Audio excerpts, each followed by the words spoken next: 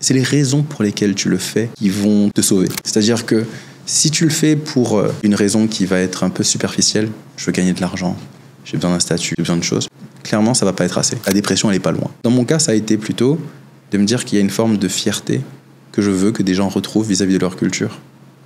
C'est plus un produit que je vends pour être consommé, mais c'est un produit que je vends pour être offert, pour être exposé. C'est une œuvre d'art. Achète ce produit et montre qu'au Togo, on a une culture dont on peut être fier. Cette période où ça faisait à peine quelques mois qu'on avait commencé à vendre nos bouteilles et tout, il y a une dame qui m'appelle, qui a vu le numéro sur la bouteille de France. Elle me dit « Ah, mon fils, merci. » Je ne pensais pas de mon vivant qu'on m'a amené ça, on m'a dit c'est chez nous. Et les gens, ils sont super bons pour appliquer une recette. Ils ne savent pas pourquoi ça marche, mais on leur a dit qu'il faut faire ça comme ça. Et donc ils le font. Ils savent l'éducation, mais globale, que l'éducation de l'école, des amis, de la famille, la culture, le pays, c'est tout ça qui nous définit. Et nos gènes. Aujourd'hui, dans l'entrevue efficace, je vais recevoir un entrepreneur que j'apprécie énormément parce qu'il ne pose pas seulement les bonnes questions, il se pose lui-même les bonnes questions. Et Lino va nous rejoindre aujourd'hui dans l'entrevue efficace pour nous expliquer le pourquoi. Nous allons parler surtout du pourquoi ci, du pourquoi ça, du pourquoi nous-mêmes nous avons décidé d'être ce que nous sommes, du pourquoi nous avons décidé d'être ce genre d'être vivant, d'être cette catégorie de personnes et d'aider les gens ou bien de faire ceci par rapport à notre propre vie ou de faire cela par rapport à la vie des autres. Salut Lino. Salut les filles. Comment tu vas? Ça va bien, merci beaucoup. Je suis content de te recevoir dans l'entrevue efficace. Et moi aussi, c'est un plaisir. J'ai vu de belles choses et j'ai hâte d'être là. T'étais la personne parfaite pour parler de ces sujets-là. Ça me fait plaisir, j'ai hâte de voir ce qu'on va en parler. Je sens qu'il y a plein de sujets qui vont venir. Ah ouais, bien sûr. Le pourquoi, je crois que c'est vraiment une grosse définition. Et pourquoi ne pas en faire une idée de podcast ensemble? Peut-être que c'est une nouvelle chaîne qui marque. Il faudra qu'on trouve quelque chose que toi et moi on a en commun, dont on peut parler illimité. Moi, ça m'intéresse grave. Hein. Et puis, je pense que moi, la perception que j'ai quand je lance, tu sais quoi, on rentre un peu, c'est méta, parce qu'on parle du truc. Alors dans le truc, tu vois, et quitte à laisser tomber sur le numéro, ça peut être une séance numéro 0, quoi, ouais, tu vois ce que je veux dire. Mais je pense à un nom beaucoup plus, un truc plus holistique, tu vois, qui généralise un peu tout et tout ça. Toi, tu penses à quoi comme nom? Alors, avant, ce que j'aime bien faire, c'est plutôt qu'on se dise, après c'est une approche, c'est se dire, on pense à ceux qui vont le regarder en premier. Moi, je passe souvent de la fin, de me dire, ok, les gens vont se retrouver devant quelque chose, qu'est-ce qu'on aimerait leur communiquer? Là, c'est à travers l'exemple qu'on va parler. Ça dépend. Si on parle de nous, donc on parle de nos expériences et les gens s'y reflètent. Donc on peut essayer de réfléchir à quel symbole ça symbolise. Sachant qu'on pourrait recevoir un temps ou pas souvent des invités dedans. Alors si on a les invités dedans en plus. Un peu de tout, hein, tu sais. Après, moi, je pense que la thématique entrepreneuriat fatigue un peu tout le monde parce que c'est trop classique, quoi. Tu vois ce que je veux dire? Un truc qui sort un peu de l'ordinaire, tu vois, un truc qui sort un peu de l'ordinaire. Une thématique beaucoup plus relax et tout. C'est vrai, on peut parler d'entrepreneuriat, ça peut être un sujet, tu vois, mais pas... c'est bon qu'on a compris, on est des entrepreneurs au Togo, on a compris, quoi. Après, je pense qu'il y a des podcasts où on peut parler de tout et de rien, tu vois, par rapport à la thématique et au sujet, à la spécificité de chacun, en fait, tu vois, par exemple. Parce que quand moi j'ai commencé l'entrevue efficace, l'objectif, c'était surtout de parler des entrepreneurs, de parler de ce qu'ils font, mais pas seulement mais de parler de leurs péripéties, de leurs périples, de ce qui les arrive, de leur vie intime, tu vois, de tout ce qu'ils ont, tu vois. Et après, avec le temps, je me suis rendu compte que, mais c'est beaucoup plus vaste. Il y a des gens qui sont pas forcément entrepreneurs, mais qui aimeraient passer quand même dans le podcast, tu vois, qui aimeraient quand même parler et dire des choses. Donc, je pense que plus on élague un peu le sujet, et plus les gens vont se retrouver par rapport à ce qu'on veut dire. Complètement. Ouais. Bon, je partage l'idée, mais moi, j'ai vraiment besoin de thématiques. Je fais ça pourquoi? Tu vois, le pourquoi on est en train de faire ça. Le sens qu'on va donner à ce qu'on fait là, c'est ça qui va permettre pour moi de tisser tout le reste. Donc, cette question du pourquoi, et je la trouve pertinente dans tout ce qu'on fait en général. Parce que c'est vers ça que tu retournes quand tu as des doutes, quand tu ne sais pas pourquoi tu le fais, quand tu commences à dire est-ce que ça en valait la peine que je m'organise ce soir, que je fasse pas ce que j'avais prévu de faire. Et à ce moment-là, tu reviens et tu te dis mais pourquoi je le fais? Et si tu n'as pas une réponse à ce moment... Et si on appelait le pourquoi? Le pourquoi, j'adore. Moi, c'est ma passion, le pourquoi. T'es sérieux? Le pourquoi, je suis le spécialiste depuis que je suis petit, on me dit quelque chose, pourquoi? Mais je m'arrête pas à un pourquoi. 2, 3, 4. Le pourquoi. On va jusqu'au fond, le plus loin que tu peux aller. Le pourquoi. Mais il faut être prêt, hein. C'est pas facile. Non, je te promets, mais le pourquoi. Le pourquoi, c'est top. Et ça, c'est le nom de la chaîne YouTube. Hein. Ouais. Je te promets. Hein. Ouais, ça me parle. Le pourquoi. Ça me parle. Le pourquoi podcast. Et là, justement, ça tombe sur tout ce qu'on veut. Pourquoi? On en parle. Pourquoi est-ce que c'est comme ça? Pourquoi est-ce que les choses se passent comme ça, etc. Et qu'est-ce qu'on en pense? Waouh. Je pense que j'achète là. On est bon. Le pourquoi. Par Lino et les filles. Le pourquoi, oui. Mais franchement, c'est malade. Hein. Moi, ça me plaît. Comme ça, les invités même, ils participent. Oui, mais attends, bien sûr, on a des invités, on participe. Chacun dit son pourquoi, et pas seulement dans le sens de l'entrepreneuriat. Tu vois ce que je veux dire? Ça peut être dans la vie privée, ça peut être dans ses problèmes. Moi, j'ai des vraies questions en fait à poser même. Des pourquoi. Et parfois, il y a des pourquoi où les autres ont des réponses et moi, c'est pas les miennes. Et je dis, mais toi, tu as une réponse différente de la mienne. Ouais. Qu'est-ce qui te fait dans ton parcours de vie, dans ce que tu as vécu? Qu'est-ce qui t'a fait dire que ça, c'était une bonne idée, là où moi, je ne l'ai pas évalué comme une bonne idée? Et je ne le vois pas comme quelque chose de t'as raison et j'ai tort, ou bien non. C'est juste une question de sens différent. T'as un but différent du mien, et c'est trop curieux de savoir pourquoi. Beaucoup de gens ne savent pas pourquoi ils se lancent, mais ils se lancent quand même. Et après des années, ils s'arrêtent, après une grosse dépression. Ils se disent, mais pourquoi j'ai commencé ça? Pourquoi? Est-ce que je pensais que ça m'aurait rendu heureux? Certes, j'ai gagné de l'argent dedans, mais est-ce que je suis devenu heureux? Est-ce que j'ai pu me refaire, en fait? Tu vois ce que je veux dire? Et je pense que c'est une vraie question parce qu'il y a beaucoup d'entrepreneurs qui, souvent par chance, par hasard ou par travail, réussissent dans ce qu'ils font. Et arrivés à l'apogée, en fait, de leur carrière, ils se disent, pourquoi? Pourquoi j'ai fait ça? J'ai analysé, hein, et il y a j'avais suivi un gars qui en avait parlé vraiment bien. Il avait dit, dans la vie, il y a 2 axes dans lesquels tu te déplaces. Le premier, c'est l'axe du matériel, du plaisir, de la réalité. C'est un axe sur lequel tu veux obtenir des choses qui font du bien. Par exemple, de l'argent, un statut, une femme, une vie, etc. Et tu as l'autre axe qui va être l'axe du sens, de la vérité. Et ça, c'est le deuxième axe sur lequel tu vas aller. Et dans ces 2 extrêmes, les deux, quand tu vas dans un extrême ou dans l'autre, tu finis toujours par te rendre compte que, mince, la question, en fait, la réponse à mon problème ne se trouvait pas dans les extrêmes. Il faut que je revienne en arrière et que j'aille explorer la partie que je n'ai pas explorée. Ça serait l'entrepreneur qui a tout fait, qui a créé une carrière, qui a créé de la valeur ou qui a gagné tout ce qu'il voulait gagner. Il est allé explorer complètement l'axe du plaisir, du matériel, de la vie, du dépassement de soi. Et à la fin, il se dit, mais ça me rend pas heureux. Pourquoi j'ai fait tout ça, en fait? C'était quoi le but? Je pensais que je trouverais quelque chose là, mais je suis arrivé au bout. Et c'est toujours vide. J'ai pas réussi à emplir ce qu'en moi je cherchais. Et c'est là qu'ils font des crises et ils font dans l'autre extrême. Et ça implique des dépressions? Ça impressionne complètement. Une fois que tu arrives au bout, la réalisation que tu as fait tout ça et que tu n'as toujours pas ce que tu cherchais, bah ouais, ça peut créer un coup. La dépression, je pense, c'est lié surtout à l'incapacité de comprendre ce qui t'arrive et de trouver des solutions vis-à-vis de ce que tu cherches. Donc le gars, il est arrivé au bout et il se dit, mince, je sais pas pourquoi j'ai fait tout ça. D'accord, j'ai l'argent, j'ai les trucs, mais le soir, quand je me couche dans mon lit, j'ai toujours ce trou dans mon ventre. Cette petite crise, ça arrive le soir. Oui, je vois. Mais c'est pas forcément qu'on a de l'argent. Il y en a qui n'ont pas d'argent, justement, et ça les met en dépression parce que dans leur carrière, ils trouvent pas, en fait, la finalité. Ils trouvent pas de sens, en fait, finalement, dans ce qu'ils font. Tu vois ce que je veux dire? Et il y a le cas aussi où il y en a qui font ils rentrent dans des carrières où ils savent que c'est souvent contre-éthique. Tu vois ce que je veux dire? Par exemple, quand tu vends des produits dépigmentants, par exemple, tu sais très bien en fait que c'est contre-éthique. Tu te fais de l'argent, mais à la fin, moi j'en connais qui sont partis en dépression. Parce que moi je connais un gars qui a eu à faire ça par exemple, et il a épousé une femme qui n'a jamais eu affaire à des produits décapants. Tu vois ce que je veux dire? Et après, je crois qu'il a culpabilisé d'avoir fait ça toute sa vie. Je trouve ça un tout petit peu con, mais il a fini par culpabiliser, en fait, et il a eu une petite dépression. Il m'a appelé, il m'a dit, tu sais, je déprime parce que je sais pas pourquoi j'ai fait ça pendant 10 ans. C'est vrai, j'ai construit ma maison avec ici et tout ça. Mais finalement, il a reconnu quand même que voilà, selon chaque personne, en fait, tout dépend de ton niveau d'éthique. Mais il y a des endroits où tu te demandes pourquoi est-ce que finalement tu as eu à faire ça. Tu vois ce que je veux dire? Dans tous les cas, ça va partir en dépression. Hein. Je vois 100% ce que tu veux dire, mais j'irai un cran plus loin. Et je vais te parler d'un cas, du coup, personnel. Je vends de l'alcool. Je commercialise de l'alcool. On n'est pas très loin d'un produit dépigmentant.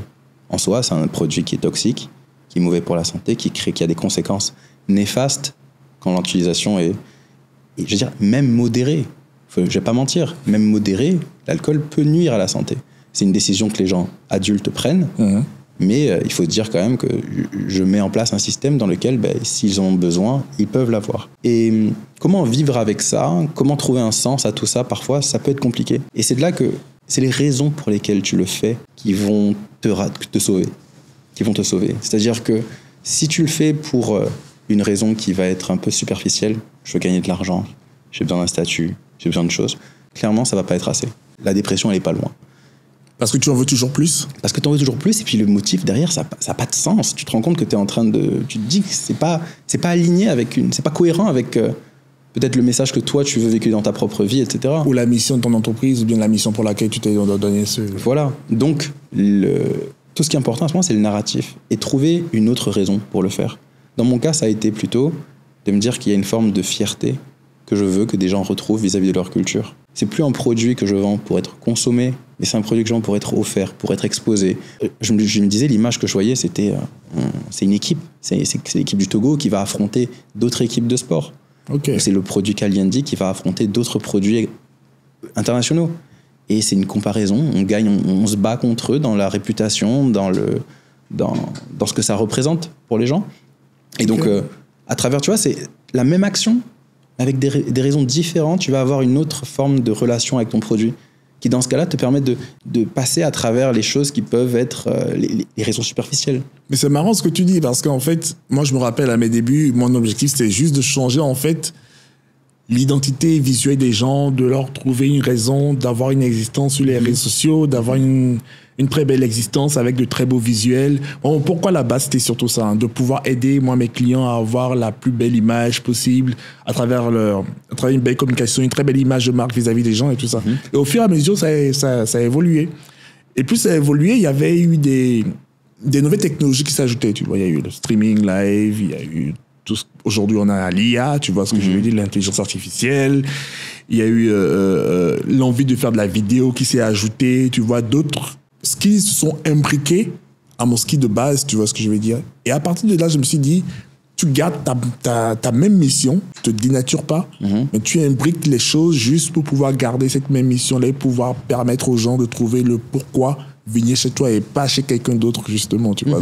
Donc ça me parle quand tu me dis, en fait, que tu vends une culture, tu vois. De la même façon, moi, je vends pas des créas, je vends pas des vidéos, des visuels, tu vois ce que je veux dire. Communication. Mais j'aimerais aller encore on va descendre un pourquoi plus profond. Pourquoi, pour toi, c'est important d'aider les gens à résoudre ce problème? Parce que sur le marché, je pense que ta première vitrine, c'est comment les gens te perçoivent. C'est ce que les gens voient de toi. Tu vois. Par exemple, pour moi, tes visuels sur les réseaux sociaux, c'est un peu comme ta carte de visite virtuelle, tu vois ce que je veux dire. À travers le premier visuel de ton produit, ils savent à quel type de personne on a affaire, bien à quel type de produit. Tu vois ce que je veux dire? D'accord. Mais du coup, pourquoi est-ce que c'est quelque chose que toi, tu t'es donné pour mission d'aider les gens à relooker leur carte de visite? Pourquoi c'est quelque chose que toi, tu penses que c'est important que les gens le fassent? Je pense que c'est parce que, honnêtement, j'ai vu des gens le faire. J'ai vu des aînés le faire. Moi, j'ai grandi dans une maison où il y avait une imprimerie juste en face, tu vois. Et je suis de cette génération, il y avait eu des petits magazines comme des petits city guides ici à Lomé, tu vois. On est dans les années peu avant l'an 2000, tu vois. On est en 97, 98, 99, tu vois. Et à chaque fois que j'y allais, je voyais des aînés sur Quark Express, sur des vieux logiciels en train de designer des cartes de visite, des choses pas possibles. Et après, je voyais quand même des panneaux en vie de ce qu'ils réalisaient. Donc pour moi, c'était déjà énorme, tu vois. C'était une fierté déjà de participer à ça. Et c'était aussi une fierté pour eux de voir que ces gens-là, parce qu'à l'époque, c'était pas aussi connu de travailler sur son branding, son visuel, c'était réservé aux grosses boîtes à l'époque, tu vois. C'est quand même une fierté de montrer que moi, je viens avec telle boîte, c'est ma tribu, c'est nos valeurs, c'est nos visuels. C'est nous qui participons à ça dans leur architecture. Nous sommes à ce niveau-là, nous travaillons à ça pour que vous puissiez les regarder. Je me rappelle d'une vieille communication qu'il y avait à l'époque ici à Lomé, sur Togocel, où on voyait en fait une jeune femme tressée avec de longues tresses et on disait nos antennes nous placent en tête, tu vois. Et ça, c'était un de mes mentors qui avait réalisé cette campagne-là, monsieur Hervé Pana, paix à son âme. Et c'était un truc de malade pour moi de dire que ça existe, qu'il y a un métier où tu peux rendre ta créativité fois 1000, la décupler, et aux yeux d'un million de personnes, vraiment dans le mass market, qu'on puisse percevoir cette image perçue là, juste par rapport à ta pensée, puisse changer l'opinion des gens par rapport à ton produit. Tu vois ce que je veux dire? Et c'est de là que tout a commencé pour moi. Je me suis dit, c'est très important de travailler sur une entité à ta petite échelle, tu vois, une petite entité morale où vous savez que vous êtes un objet de transformation de l'image des gens. Et à partir de cette transformation-là, les gens peuvent décupler leurs ventes, peut changer en fait la façon d'être perçu. Tu sais qu'il y a des gens, depuis les réseaux sociaux, qui ont réussi des ventes juste à cause des visuels, que ce soit en vidéo ou en image. Complètement. Et laisse-moi te dire, la première fois que moi j'ai vu une affiche de Kalindi en ville, j'étais subjugué. J'avais presque envie d'arrêter ma voiture pour pouvoir bien regarder l'affiche. C'était la plus grande affiche au niveau de GTA. Ouais. Je ne sais plus quelle surface, c'était combien de mètres carrés. Les grands. C'était vraiment les grands billboards qu'on a allumés. Tu vois ce que je veux dire? Waouh. Ils ont fait de la créa, parce que généralement ici, quand tu as des grosses surfaces comme ça, où tu peux afficher, souvent l'aspect créa n'y est pas. On est très informationnel. Et souvent tu as une très haute créa sur des petites surfaces de 4x3, tu vois, souvent encore minime, qu'on met souvent sur le terre-plein central, tu vois, souvent au milieu des routes, tu vois. Donc je me dis, si quelqu'un a pu allier, tu vois, une surface grande, vraiment une grande surface avec l'aspect créa, franchement j'achète. Donc j'ai voulu tester le produit. Au début, je me rappelle, il n'y en avait pas partout. J'ai cherché. Après, je suis tombé à une fête. Je suis tombé sur le produit Kalindi. Dit, il faut que je goûte et je n'ai pas été déçu. Ça fait plaisir. Hein. Écoute, ce que tu dis on se rejoint tous les deux sur quelque chose. Même mais c'était l'objectif, que je me sente appartenir à la tribu. Bien sûr. Oui. Et que tu te dises, une forme de... C'est chez nous, quoi. Genre, attends, ça vient de chez nous. C'est mes frères qui font ça. Quelqu'un qui est ici avec moi dans le pays, qui a les mêmes idées, qui pousse notre culture vers la direction que je veux que ça aille. Tu vois ? Et je pense que toi, ton rôle aujourd'hui, c'est finalement de prendre toutes ces personnes qui veulent monter à bord de la culture, de monter notre image globale, etc. Rendre fier le pays, rendre fier le Togo. Et c'est quelque chose que tu les accompagnes dans ça. Est-ce qu'il y a des gens qui te font des retours généralement, qui ont pris la bouteille juste pour montrer aux gens et tout, que voilà, c'est chez nous et tout. Bien sûr, c'est ce qui me motive réellement, moi. Le produit, il est vraiment vendu à des gens qui l'apprennent, qui le ramènent et qui l'exposent aux gens pour dire hey, ton rhum là, c'est bon. Moi, je te montre ce qu'on a fait chez nous. Et les gens, ils voient, ils disent c'est pas vrai. Ils disent si. Ah oui. C'est Togo. Ils disent, et cette fierté. Moi, la première fois, je raconte souvent l'histoire, mais dans cette période où ça faisait à peine quelques mois qu'on avait commencé à vendre nos bouteilles et tout, et une dame qui m'appelle, qui a vu le numéro sur la bouteille de France, elle me dit mon fils, merci. Alors, je pensais pas de mon vivant on m'a amené ça, on m'a dit c'est chez nous. J'ai dit comment c'est, qu'elle était tellement fière, tellement contente. J'ai dit waouh. Ah ouais. Et c'est là que je me suis dit vraiment, tu vois, c'est pour ça que je le fais. C'est cette raison qui va me motiver à me dire il faut que je me dépasse en termes d'image, en termes de rendu. Parce que je le fais pour que les gens en soient fiers. Donc si il y a des défauts, si les choses sont pas à la hauteur, c'est pas moi qui est pénalisé. Mais j'imagine l'émotion des gens. C'est le poids de tout le monde qui est déçu de ce produit qu'il avait amené, dont il avait parlé à ses amis. Regarde, nous le Togo, on fait ça et tout. Il est parti, il a ramené la bouteille et là la personne, après elle a dit mais c'est nul votre truc. C'est même pas à moi que ça me fait mal. C'est de me dire que j'ai trahi un petit peu une personne qui comptait sur moi pour l'élever. Oui. Qui a pris ça pour s'élever et se rendre intéressant. Quand je design ce produit, comme je te dis, je pars toujours de la fin. Je me dis, qu'est-ce que je veux qu'une personne qui voit cette bouteille se dise ? Alors j'écris tout d'un scénario. Il arrive dans le supermarché, hop, il y a une bouteille qui est différente. Il doit la remarquer. Ok, c'est noté. Il faut que ma bouteille, on la remarque. Qu'est-ce que je vais faire ? Elle est plus grande que toutes les autres. Elle a une tête de plus que les autres, toute fine comme ça. Donc ça, c'est mission accomplie. 2, il a remarqué la bouteille, il doit avoir une intuition, une idée de ce que ça représente. Il doit être intrigué, mais il doit se dire qu'est-ce que c'est ce truc. Mais il doit avoir une réponse. Moi, la réponse que je veux qu'il ait, c'est qu'il me dise c'est quoi ce truc-là ? Il y a un masque, ça vient d'Afrique, ça vient d'où ? C'est exotique. Ça vient d'où ? Ok. Donc il prend la bouteille, là il commence, et là sa curiosité est suscitée, et maintenant il faut qu'il goûte. Et il le boit, il l'apprécie, et c'est bon. C'est ça le plan. Donc tous les éléments maintenant de cette bouteille sont faits pour répondre à ses besoins, à ce cahier des charges, qui est celui de finalement, qu'est-ce que doit remplir mon produit pour qu'il soit validé dans le monde, qu'il ait un sens dans ce monde. C'est pas un peu de neuromarketing là ? Bon, tout ce qu'on veut, je pense que tout est lié en psychologie. La psychologie, le marketing, c'est juste une façon d'arriver à mettre les gens dans une situation, de prédire une situation. Comment tu veux qu'elle se déroule. Ouais. Et c'est ça. Aujourd'hui, je crois que c'est une compétence en fait qu'on néglige, tu vois ce que je veux dire ? D'étudier, par exemple, je suis dans les médias, le simple fait de savoir quel article va marcher, pour moi, c'est un peu se rapprocher, même si c'est vrai qu'il y a des outils pour ça aujourd'hui, tu vois. C'est un peu se rapprocher quand même d'un truc assez spirituel, tu vois, d'un truc assez divin, tu vois ce que je veux dire, d'être un devin, tu vois, justement, sans pour autant rimer, mais en fait, c'est quand même assez magique de comprendre que tu anticipes le style d'article, par exemple, dans mon domaine, tu vois, qui va marcher, qui va faire le buzz, qui va. J'ai fait du copywriting, hein. Ça a été, moi, ma porte d'entrée vers le monde du travail, le monde professionnel. D'accord. Où, de manière formelle et bien organisée, où finalement toutes mes compétences que j'avais acquises dans ma vie, par ma passion pour la psychologie, pour la compréhension humaine, se sont révélées comme être naturellement mises en valeur. Et à travers le copywriting, je comprends que mince, en fait, si je peux vendre un produit, je peux vendre une personne, je peux vendre un concept, je peux me vendre moi, je peux vendre n'importe quoi. À partir du moment où j'ai compris comment présenter à une personne une chose qu'elle y voie un intérêt, il manque plus qu'à trouver d'intérêt. Quelle est la première boîte où tu as travaillé ? De manière, ça dépend. La première façon que j'ai gagné de l'argent, oui, c'est en organisant des soirées. Non. J'avais 17 ans. Non. Je louais des maisons. Non. 10 000 francs à l'entrée, des bouteilles partout. C'est dans quel pays là ? Sénégal. Ok. Sénégal. Ça, c'est la première fois où je goûte au plaisir de l'argent. Et pareil, ça part d'un constat qui est les boîtes de nuit étaient fermées en réparation, les vacances arrivent, on s'ennuie. Les gens vous laissent éclater. Il faut qu'on se fasse un truc, les gars. Il faut que j'organise tout. Je veux résoudre un problème et je vais le faire tellement bien que vous allez dire non, c'était vraiment incroyable. Parce que je le fais pas pour l'argent, je le fais pour qu'on ait du fun. L'argent viendra. Si on a du fun, l'argent viendra. Et donc tout est organisé, tout est pensé. Pareil, je me dis, qu'est-ce que moi, quand je vais à une soirée... Vous avez loué une maison. Une grande maison. Écoute, quand tu y penses, je te dis c'est lunaire. C'est des trucs que tu fais sans y penser aux conséquences. Tu sais pas, mon père il avait peur.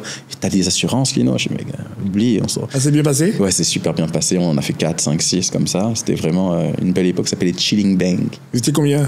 Dans l'organisation? Oui. À l'origine, on était 3. Puis après, c'est 3, mais les 2 autres ont changé. Et ça s'appelait Chilling Bang. Chilling Bang. On faisait soirée 400 personnes. 10 000 l'entrée, je te laisse compter. Attends, c'était au lycée? Au lycée.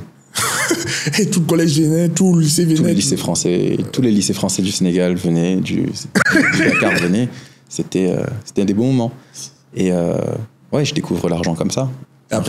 Puis après, je pars au Canada, les études, tout ça, et puis je commence à travailler. Du coup, j'ai toujours plein de projets. Je m'imagine des entreprises que je vais créer, des choses comme ça. Ensuite, je voulais créer une entreprise d'ascenseur, de musique d'ascenseur. Pourquoi? Je me dis, je sais pas, à chaque fois que je rentre dans un ascenseur, il y a parfois de la musique, parfois il n'y en a pas. Il y a un marché dessus. Moi, je crée. Les ascenseurs, ça va être mon endroit. On va mettre de la publicité, il y aura de la musique. C'est mon délire. Je me dis que j'ai besoin, quand je rentre dans un ascenseur, c'est un moment gênant où tu sais pas quoi faire. Et je dis, viens, on propose aux gens quelque chose pendant ce moment, de la lecture, des publicités, des trucs qui peuvent être intéressants. Au Canada, et puis je fais mon business plan et puis les études passent. Et quand je travaille, je travaille dans une boîte marketing. Et finalement, c'est ce que je fais au début comme business developer d'abord. Donc je vais démarcher, chercher des clients, à beaucoup d'appels.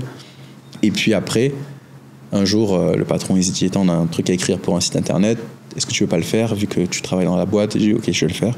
Et c'est un régal. T'es vraiment fortuit, quoi. Je suis vraiment bon, ça marche vraiment bien, je le fais facilement. Et je dis écoute, viens, je switch et je fais que du copywriting pendant un moment. Et je suis passé comme ça de vente verbale à vente écrite. C'est la même chose. Tu as travaillé sur tes propres campagnes alors? Non, à cette époque, c'était des campagnes de plein de clients différents. On avait plein de clients. Non, sur les campagnes de Kalyendi, je veux dire. Oui, pour Kalyendi, oui. Pour Kalyendi, oui, il n'y en a pas assez. J'ai tout structuré, tout fait. Et puis après, on délègue et puis on transmet. C'est ça. Aujourd'hui, pour Kalyendi, aujourd'hui, j'ai pris conscience d'un truc, par contre, dont j'avais pas conscience quand je suis arrivé. On va parler un peu entrepreneuriat, mais je pense que c'est important, c'est la conscience de ce qui manque aux gens.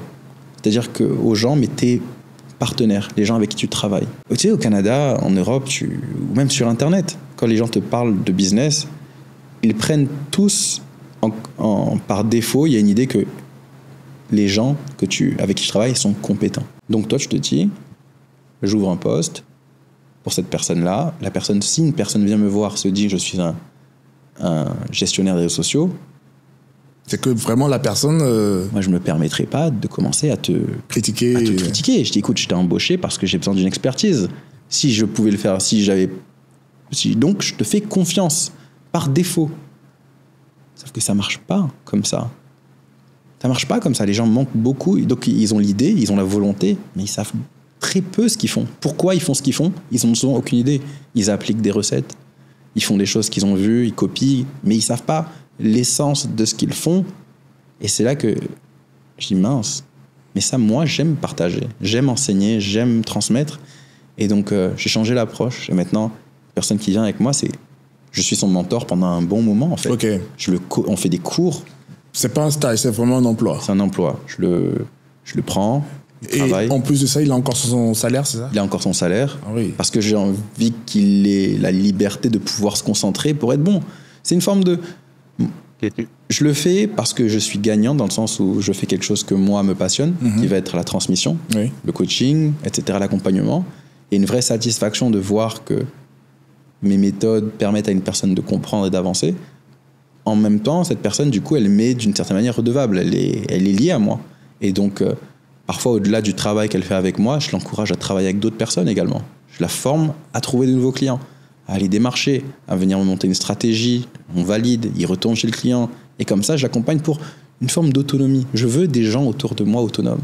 Tu as pu trouver des pépites comme ça? Il y en a quelques-uns que j'ai trouvé comme ça. Le dernier, là, en tête, il s'appelle Nelson, c'est celui avec qui je travaille en ce moment. Un régal, il apprend vite, il est vraiment curieux, il y a une vraie volonté d'écoute et une excitation vis-à-vis de la nouveauté. Et tu sens que c'est quelqu'un qui, toute sa vie, voulait faire.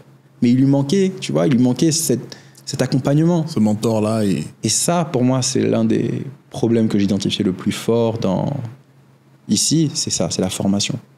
Mais la formation, peut-être moins traditionnelle, moins l'ubérisation de la formation. Je comprends, oui. Où on se retrouve avec un Gozem où, pareil, restaurant, je recrute une cuisinière, je me dis mince, je l'aime bien, mais il faudrait que je l'aille. Mais elle manque de compétences. Comment je vais faire pour lui apporter ces compétences? Moi, j'aime la cuisine, je me débrouille bien, mais j'ai pas la même passion pour un restaurant, pour la former. Et même, je me rends compte qu'il y a des gens qui ont la passion, qui sont bons, mais qui ne savent pas non plus former. Donc à ces gens-là aussi, il faut... Qui ne savent pas transmettre. Qui ne savent pas transmettre. Et c'est pas évident. Et du coup, on perd comme ça une personne qui, moi, je suis prêt à payer pour la rendre meilleure. Mais j'ai pas d'offre qui me permet de répondre à ce besoin.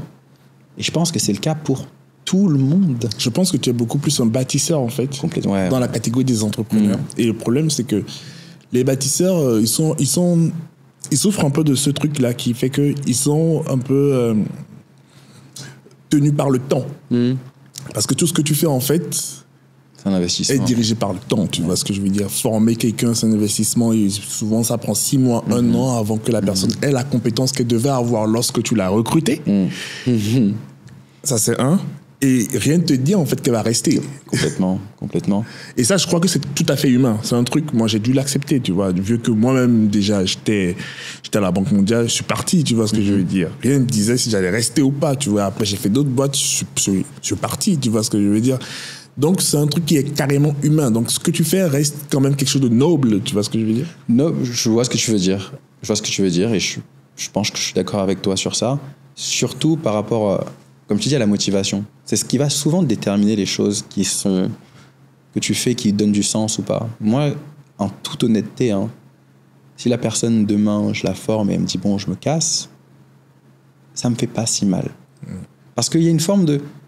J'ai pas envie de te garder si t'as pas envie d'être là aussi. T'esclavagises pas non plus. J'ai aucun intérêt à te garder à côté de moi une personne qui ne veut pas être là. Moi, j'ai fait ma part. Et c'est-à-dire que quand j'ai fait ma part, j'ai pris du plaisir à faire ce que j'ai fait et je le regrette pas. Ça m'a permis de mieux structurer ma pensée. Ça m'a permis de mieux comprendre des concepts. C'est à travers la transmission que moi, je me forme. Je me sers souvent des gens pour m'améliorer. Dans ma volonté de vouloir leur apprendre les choses, en fait, c'est pour moi mieux les comprendre. Et ça a été comme ça que j'ai fait ma scolarité. Quand j'allais pas trop à l'école, j'appelais quelqu'un, je dis t'as besoin d'aide pour les cours et tout, donne-moi tes cours et je vais t'apprendre. Je prends les cours, je lis, puis avec lui, je lui explique les choses au fur et à mesure. Il me pose des questions et je suis comme ah ouais, bonne question. Je vais te la travailler et je réfléchis. Et c'est ça, je réfléchis très vite, donc j'ai cette capacité à pouvoir comprendre les choses. Et trouver des solutions très rapidement. Exactement. Et la dernière force qui va être utile on parlait de temps. Écoute, la personne que j'ai recrutée, je vais pas te mentir, on a passé 6 heures. Sur ces 6 heures-là, je serais curieux que tu le testes. Je te l'amène et tu le testes. Tu lui poses n'importe quelle question, stratégie marketing. Le petit, tu vas te dire, c'est un génie. Alors, c'est dans la méthodologie pour transmettre, il y a aussi quelque chose de très créatif. Parce que ça te demande une forme de trouver les mots qui vont faire du sens pour une personne qui ne comprend pas. Donc ça va être beaucoup d'images que tu vas utiliser. Ouais. L'image que j'ai, par exemple pour Kalyanji, la petite image que j'ai développée pour tout produit de grande distribution, il faut concevoir que le marché, c'est comme une grande plaine sur laquelle il y a des grosses bêtes qui se déplacent. Okay? Ces grosses bêtes, elles sont plus ou moins grosses en fonction du nombre d'oiseaux qui viennent sur elles se nourrir. Au Togo, par exemple, les zones où on trouve les grosses bêtes, ça va être, il y a le marché. C'est une énorme bête avec plein de petites bêtes qui sont déjà dessus. Tu vas avoir les supermarchés champions, qui sont dans la distribution une des bêtes les plus imposantes de Lomé. Et puis, nous, notre rôle en tant que... Et les restaurants, par exemple, qui sont plein de petites bêtes autonomes qui se déplacent. Nous, notre rôle, c'est de réussir à mettre notre produit sur une bête, sur les plus grosses. Okay. Parce que si tu commences à les mettre dans tous les restaurants, par exemple, c'est beaucoup d'efforts pour juste une petite bête. Alors que tu le mets sur Champion, et c'est l'endroit où tu as toutes les personnes de Lomé qui vont là-bas déjà. Donc, c'est ça ton objectif quand tu es dans... Et ensuite, deuxième étape, du coup, tu comprends, tu dis, OK, j'ai trouvé les plus grosses bêtes sur lesquelles je suis. Maintenant, les gens viennent sur ces bêtes, mais ne me voient pas. Ben voilà. Maintenant, ton deuxième objectif, c'est de faire une place de choix. Donc, comment négocier avec cette bête pour qu'elle ait de l'intérêt à te mettre le plus en avant possible? Ben moi, j'appelle Champion, je leur dis, écoutez, je vous fais un produit, la marge que vous voulez, je vous la donne. Mais tout ce que je veux, c'est une tête de gondole. Je veux une belle... Moi, je travaille sur mes affiches, sur mon marketing, pour qu'il soit comme vous le souhaitez. Et comme ça, quand les clients y rentrent, ils verront un truc magnifique chez vous. Vous vendez un produit pour vous, c'est bien pour vous, c'est bien pour nous, c'est bien pour tout le monde. Tu vois, et ça part comme ça, je dis, ben, c'est évident. Il y a même pas, c'est pas créatif, oui. C'est comme mécanique. Et voilà, c'est à travers ces images-là que je vais utiliser pour pouvoir justement transmettre à la personne une meilleure idée de ce qu'il doit comprendre. C'est magnifique, hein. Et d'aller beaucoup, je te donne pas de poisson. Je te donne pas de poisson. Je te dis pas comment faire. Je te dis comment pêcher. Je te dis vas-y. Je t'aide à préparer ta canne à pêche. Je t'aide à préparer tout ça. Je te montre comment lancer. Mais derrière, tu vas le faire et tu vas remonter. C'est toi. Tu apprends à le faire toi-même. Comme ça, au bout d'un moment, peut-être que tu vas partir. Moi, mon but, c'est que je forme des gens pour qu'ils me dépassent et que derrière, je puisse compter sur eux. Que ça soit aujourd'hui ou demain. Un autre projet, une autre idée, je sais que lui, je peux l'appeler toujours et lui dire, écoute, j'ai ce projet-là. C'est marrant ce que tu dis, parce que, tu sais, moi, j'ai fréquenté ICICA, sur le campus, c'est une école de communication. C'était j'ai commencé en 2007, j'ai fini en 2018 mon cursus, et c'était pour un parcours licence. Et je faisais partie de la 4e promotion.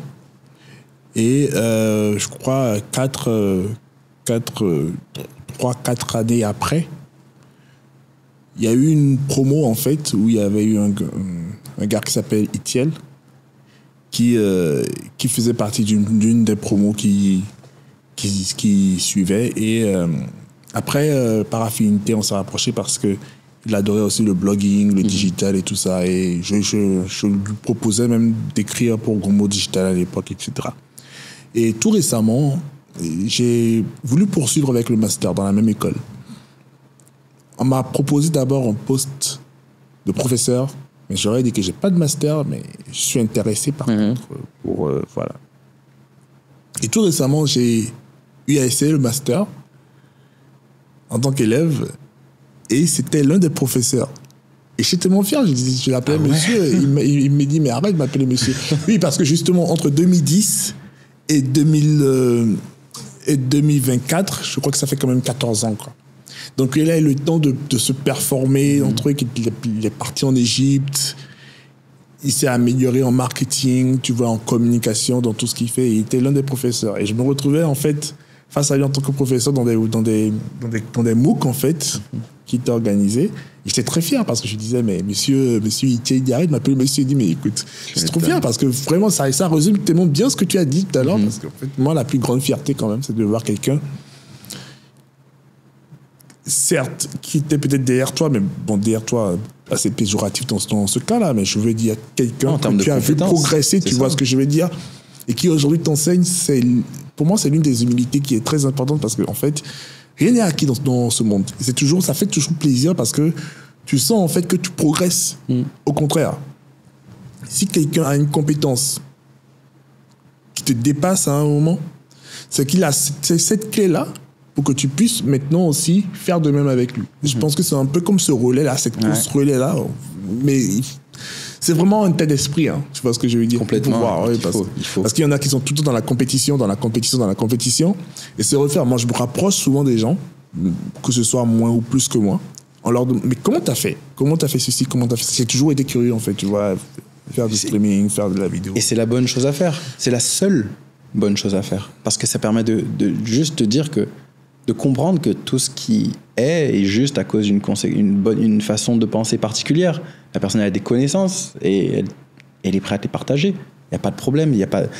Parce qu'elle-même, elle a conscience qu'elle les a appris ailleurs, qu'elle a comme ça discuté avec d'autres personnes qui l'ont formée. C'est une forme de transmission, de logique des choses pour que... la vie, c'est quoi? C'est juste un moment que tu passes avec d'autres humains à faire des choses et let's go. Yeah. Faisons-le, allons-y. Yeah. Avançons ensemble, trouvons une équipe avec qui ça marche, avec qui tu avances et si tu la trouves pas, tu la crées.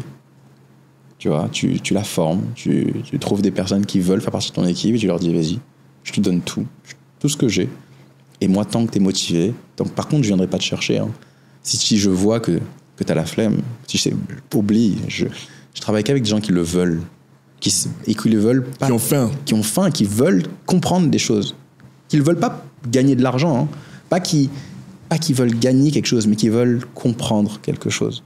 C'est ce qui le font pour le faire. Je leur dis toujours, l'argent, écoute, quand tu sauras résoudre un problème, quand tu auras compris un problème, tu le monétiseras si tu veux, c'est tout. Mais souvent, tu sais qu'on peut commencer un projet sans vraiment avoir un objectif précis. Et en cours de route, on découvre qu'il y a un vrai problème quelque part. C'est ça aussi. On pivote légèrement et là, on touche souvent à un point que personne n'avait vu avant. Juste parce qu'on a voulu commencer juste sur une feuille vierge. Je ne sais pas si tu vois ce que je veux dire. Et moi, ce que j'adore faire aussi, c'est les croisements. Genre, je prends 2 disciplines qui n'ont rien à voir et je m'en sers pour mieux comprendre. J'ai le sport et par exemple, la relation que tu as vis-à-vis de la défaite, quand tu finis un match, quand tu t'entraînes pendant 1 mois, 2 mois, 1 an, et tu te fais exploser au premier tour. Et tu dois apprendre que, écoute, ça fait partie des choses. Est-ce que tout ce que j'ai fait, c'était pour rien? Non, tu vois, les leçons que tu apprends dans des endroits, tu peux les ramener à d'autres endroits. C'est comme ça que moi, je m'entraîne un peu comme Goku dans la salle du temps. Yeah. J'y vais, je m'entraîne je joue aux jeux vidéo. Je vais utiliser beaucoup les jeux vidéo comme des moments d'entraînement mental, de la résilience.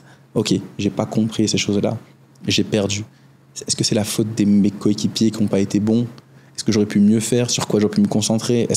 Et c'est des choses qui t'apprennent tellement de la vie en général.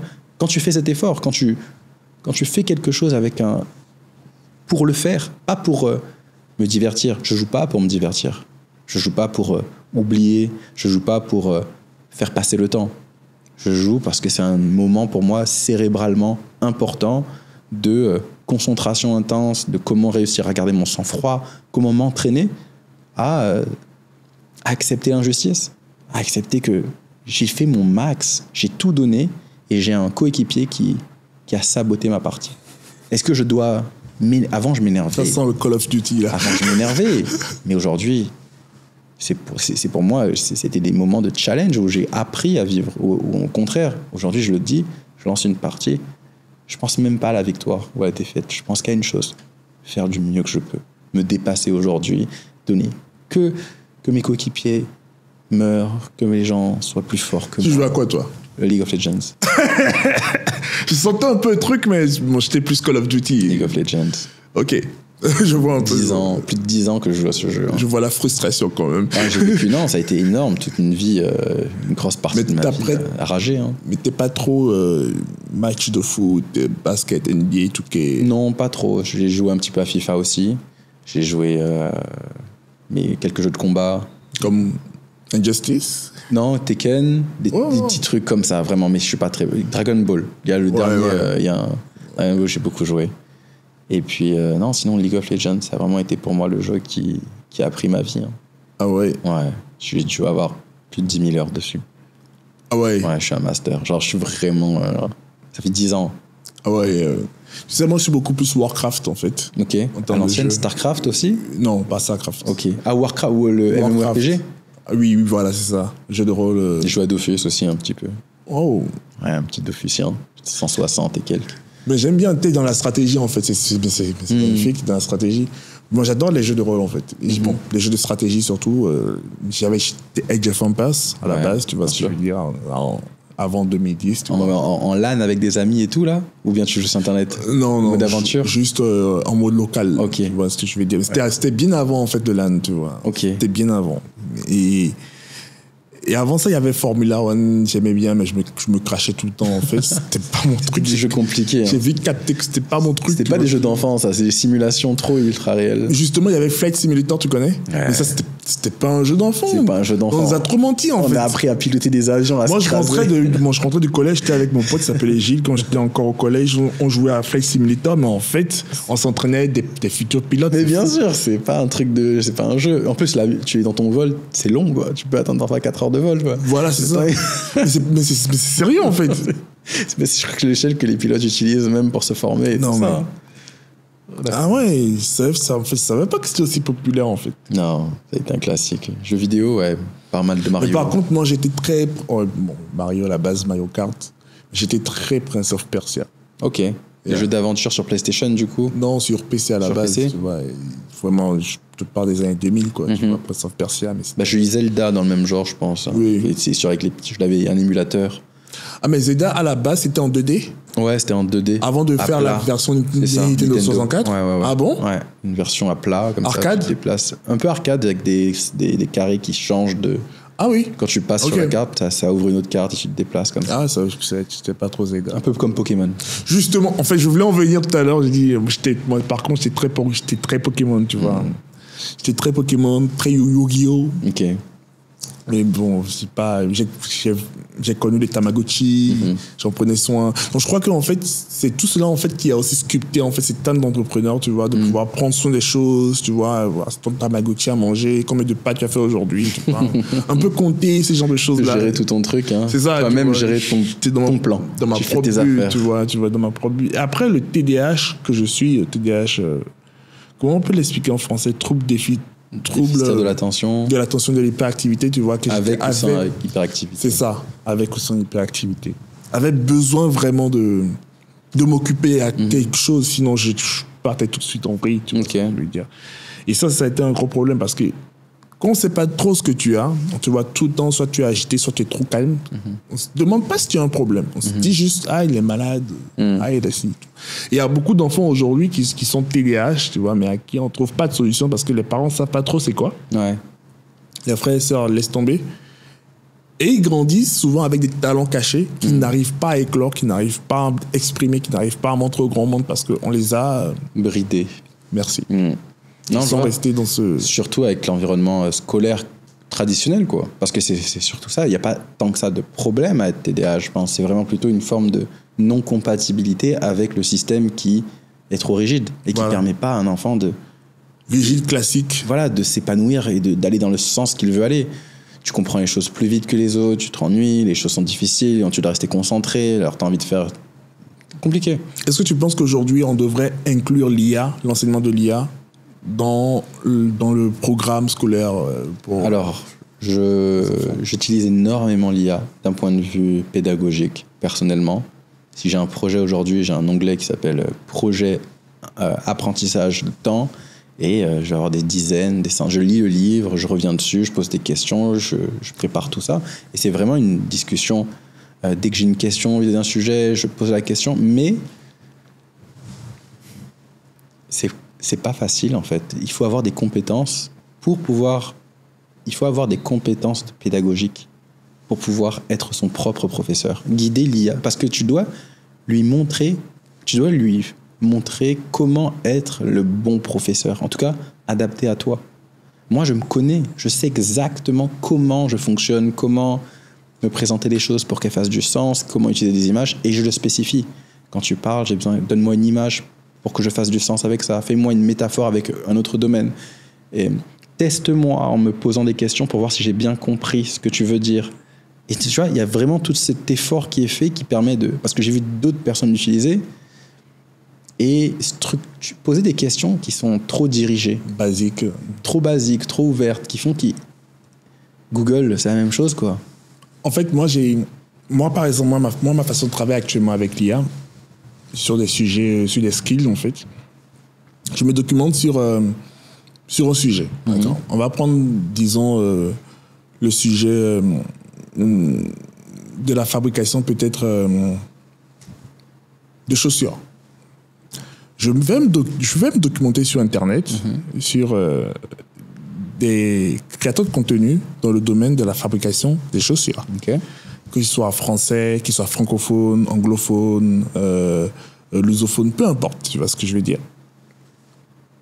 Je rassemble tous ces créateurs de contenu-là. Je peux en prendre peut-être 3 par langue, etc. Je vais dans TurboScribe, tu connais? C'est pour prendre le script. Pour prendre le script vite fait. Moi, je suis Subtitle YouTube. Il y en a plein, en fait. Je prends TurboScribe, je récupère le script. Écoute, je fais cette petite pause rapidement pour te parler de SmartTalk. Si comme moi, tu passes tes journées à répondre aux messages sur WhatsApp pour faire avancer ton entreprise et ceci te ralentit dans ton travail, alors SmartTalk est fait pour toi. Imagine, tu donnes accès à ton WhatsApp à un assistant professionnel qui répond à ta place. Et ça, c'est exactement ce que SmartTalk fait. Pendant que tu bosses, un assistant formé par toi-même gère tes messages comme si c'était toi. Donc, tu gagnes plus de temps et tu as moins de stress. Va tout de suite sur smarttalk.chat et essaie-le dès maintenant. D'ailleurs, tu as droit aux 100 premiers messages gratuits. Tu m'en diras des nouvelles. Et félicitations pour ta nouvelle assistante. Je récupère le script, je crée un agent dans ChatGPT. Donc, je crée un GPT juste par rapport à ce sujet-là, en fait. Je peux l'appeler professeur, sac de chaussures, peu importe. Voilà. Et voilà, je me documente sur tout ce qu'il y a comme PDF déjà sur Internet par rapport au sujet. Je le nourris, je l'entraîne bien bon. Et je rajoute les PDF de tous les contenus vidéo de ces créateurs de contenu-là, tu vois, et générés par TurboScribe que j'injecte. D'accord, directement. Donc, dans le... il s'alimente en fait de coachs sur YouTube. Ah, tu as aussi dans ces listes-là, tu as des gens qui sont pas liés à la chaussure, mais qui sont liés à la pédagogie, par exemple. C'est ça. Des méthodes d'apprentissage, etc. C'est ça. Et quand c'est bien nourri, quand c'est bien enrichi, je commence à lui poser les bonnes questions. Par quoi je commence? Tu es un coach, voilà, comment fabriquer des chaussures. Je veux me baser sur les chaussures de gamme par rapport aux personnes d'un certain niveau de classe sociale. Je commence par quoi, concrètement, avec tel budget que j'ai, qu'est-ce que je peux réaliser et comment créer mon marketing, comment faire ci, comment renchérir ma production. Tu vois ce que je veux dire? Et je l'alimente aussi en amont des gens qui ont un temps soit peu répondu à la question dans leurs vidéos. Alors, tu as des créateurs de contenu vraiment balèzes. Hein. Quand tu prends peut-être Ali, qui est aux États-Unis, qui parle de productivité, par exemple. Ouais. Tu connais Ali? Ah, oui. Je crois, oui. Ah, ouais. Et tu peux prendre ces types de créateurs de contenu, tu vois, et t'inspirer, par exemple, de ce qu'ils font, pour pouvoir essayer de te retrouver toi maintenant dans ce que tu veux faire si tu aspires en fait à être comme telle personne tout simplement quoi. Et je pense que c'est une méthode, en tout cas moi c'est ma méthode à moi, je l'ai pas vue dans un contenu YouTube, je l'ai construite de bout en train, mais aujourd'hui il y a tellement de méthodes aussi qui sortent un peu de comment que de juste poser une question à ChatGPT, de dire ah oui comment créer une chaussure pour un, tu vois. Ouais, c'est ça. Et écoute, t'as une cohérence qui est la bonne, hein. T'as créé exactement ce que t'avais besoin pour toi. Et tu vois les compétences que ça demande quand même pour réussir à faire ça. Et de relier de bout en bout chaque outil pour pouvoir le faire, tu vois. C'est pour ça que quand tu me dis l'éducation, je dis mais oui, génial, mais est-ce que ceux qui ont le plus besoin sauront l'utiliser? Tu vois ce que je veux dire? Et surtout, en fait, l'idée, c'est pas d'avoir vraiment une éducation IA, ou voilà. Mais des compétences à l'utiliser. Et de comprendre, en fait, le schéma. Ouais. C'est ça, en fait, parce que moi, c'est un schéma que je t'ai décrit. Tu m'as dit TurboScribe, après, tu m'as dit que tu acceptais tout ça, tu vois. Si tu casses le schéma, ou bien tu enlèves un dispositif, est-ce que quelqu'un peut recréer tout le schéma? Tu vois ce que je veux dire? Ouais. Ça? Non, je pense que sur ce point-là, 100%, c'est un outil hyper important à l'intégrer. Oui, quand les gens seront compétents, quand les gens sauront aussi transmettre un professeur, comment l'utiliser, comment... C'est un vrai challenge. En vrai, c'est un challenge qui qui va être relevé, hein, qui doit être relevé. On n'a pas le choix. Mais on est grave en retard. Pas que sur ça, hein. Mais oui. oui. On est grave en retard, ouais. Mais sur beaucoup de points, effectivement, comme tu l'as dit. Ouais. Après, bon, tu sais, sur beaucoup de points, on est grave en retard. Même dans la gestion du stress, des émotions. La dernière fois, j'ai reçu une cliente qui m'a parlé de... En fait, elle est coach en intelligence émotionnelle. C'est très rare ici. Elle s'appelle Aya? Aya? Non. Ok. Non. Ah non, je connais Aya, oui, je connais Aya. Aussi, Aya aussi, serait pas mal de la recevoir. C'est ça, ouais. Et je crois qu'elle a un gros pourquoi, en fait. Elle va très loin. Elle peut aller très loin dans le pourquoi aussi. Écoute, moi, l'IA, comment j'utilise? Bon, oui, il y a une partie qui est très outil pour faire des choses, pour utiliser, pour structurer plus facilement des pensées et tout. Mais je suis parti... J'ai vu à peu près toutes les méthodes, comment je suis parti le plus loin possible, créer un deuxième cerveau, le nourrir et vraiment essayer d'avoir un assistant qui... Sur mon téléphone, toutes mes conversations sont enregistrées, ça part directement dans un bloc-notes qui est trié. Les réunions programmées. Des trucs comme ça, mais c'est trop pour ce que j'ai besoin. C'est fantasmer un petit peu une idéal qui marche pour d'autres personnes, mais pour moi qui n'est pas forcément utile. T'as pas besoin d'autant de sophistication en fait dans ta vie, c'est ça? Pour moi, là, vraiment la partie utile, c'est très dans ma tête. Quand j'ai des pensées, c'est vraiment tourné vers l'existence. J'aime aller le plus deep possible dans ce qui relie toutes les choses entre elles. Donc c'est pour ça que... Pourquoi? Parce que je me dis que quand j'ai compris la base, j'aurais tout compris derrière. Je vais te donner une analogie qui est hyper utile pour le comprendre. C'est celle du chef et du cuisinier. Je pense qu'un jour, je t'avais envoyé un lien, peut-être. Je crois que le chef et le cuisinier. Tout à droite, tu vas voir le cuisinier qui est une personne qui suit une recette à la lettre, au gramme près. On lui dit tant de farine, dans ce sens-là. Il le fait parfaitement bien et un bon cuisinier saura exactement faire le même gâteau que la recette a prédit. Et on ne lui demande pas plus que ça. Mais il ne sait pas pourquoi ça fonctionne. Tu lui retires la recette, il ne peut plus rien faire. Ok? Ça, c'est le cuisinier. Et c'est un bon cuisinier, c'est très important. Et puis ensuite, on va aller d'un cran plus haut et on va dire c'est le cuisinier qui, lui, va adapter les choses. Alors, il ne veut pas mettre autant de sucre. Il a compris que le sucre, ça rendait le truc sucré, donc il se dit, je vais en mettre un peu moins pour que ça soit moins sucré à mon goût. Ah, il commence déjà à prendre une initiative. Il commence à transformer les choses par rapport à ses besoins. C'est un premier. Ensuite, on va monter à un autre niveau. Le prochain, lui, il va remplacer les ingrédients carrément. Si c'était une pizza qu'il faisait, il va se dire, tiens, ici, je fais une pizza au chocolat.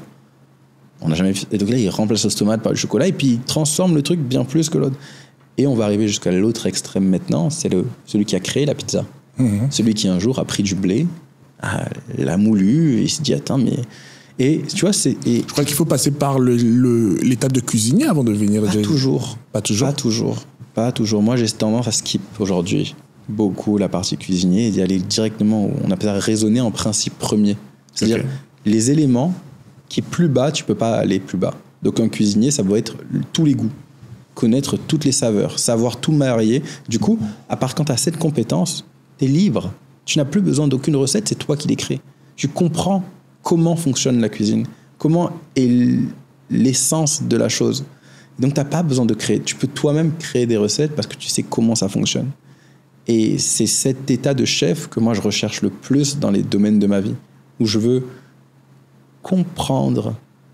Je veux être capable de moi-même juger ce que je fais.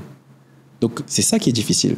Comment savoir que ce que tu fais est valide ou invalide? Tu as besoin de critères. Tu as besoin de comprendre pourquoi ça marche. Et donc, une fois que tu as ça, c'est là que tu es... C'est pertinent ce que tu dis, parce que ça nous rappelle un peu comment Elon Musk avait créé Tesla, tu vois. Il ne savait pas du tout... C'est ça. Ça vient d'Elon Musk. Les véhicules, justement. Ah oui? Ça vient d'Elon Musk. C'est Elon Musk qui a... le blog est basé sur une interview d'Elon Musk qui communique tout ça, sur les raisonner en principe premier. Et c'est magnifique, c'est un très bel exemple, hein, parce que lui, il ne savait pas comment fonctionnaient en fait les véhicules classiques à carburant, etc.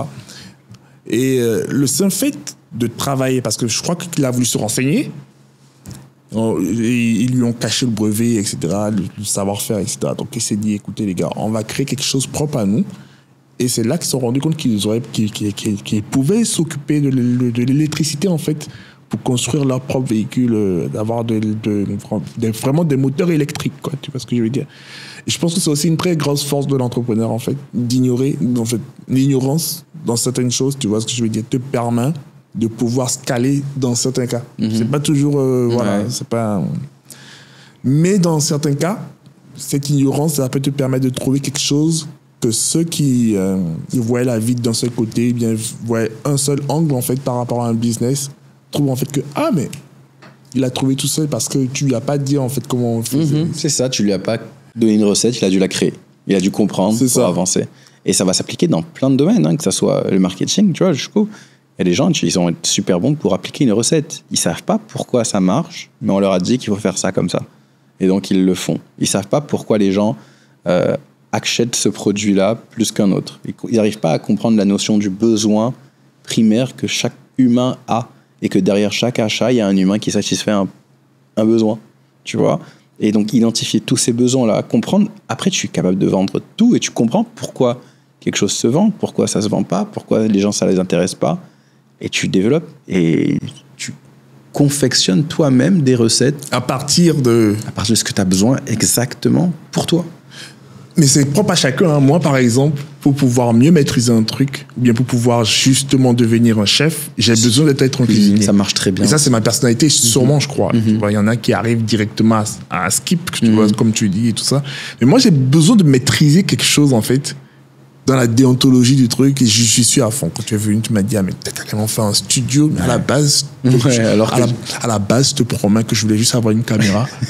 Non, mais Lino, je te promets, je voulais juste avoir une caméra. C'est parti en couille. C'est parti en couille. Et je pense que tu me mets dans n'importe quel domaine, dans n'importe quel secteur, je te reproduis le même schéma. C'est très intéressant. On va voir, je pense qu'on est opposés sur ce truc-là. Et ça va être nos forces et nos faiblesses.